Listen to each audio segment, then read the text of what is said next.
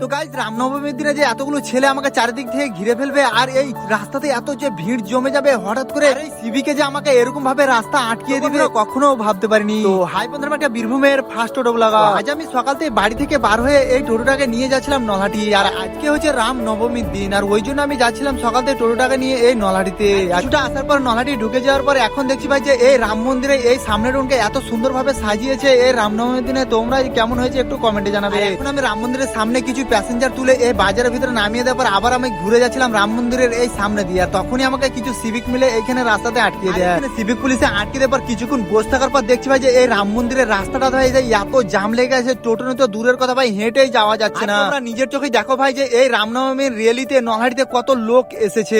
এখন আমি সে লোকের ভিড় দেখে এসে টোটোতে বসেছিলাম, তাকতে দেখছি ভাই এই ছোট ছোট ভাইগুলো আসে আমার, তারা কিনা ভিডিও দেখে। ভাইদের সঙ্গে আমিও হাত মিলিয়ে নিলাম, অনেক মজাও লাগছিল এই ভাইদের সঙ্গে দেখা হয়ে। তোমাদেরকে কি বলবো ভাই, এই ছোট ছোট ভাইগুলো অনেক সাপোর্ট করে আমাকে, ফলো করে এরকম ভাবে পাশে থেকো।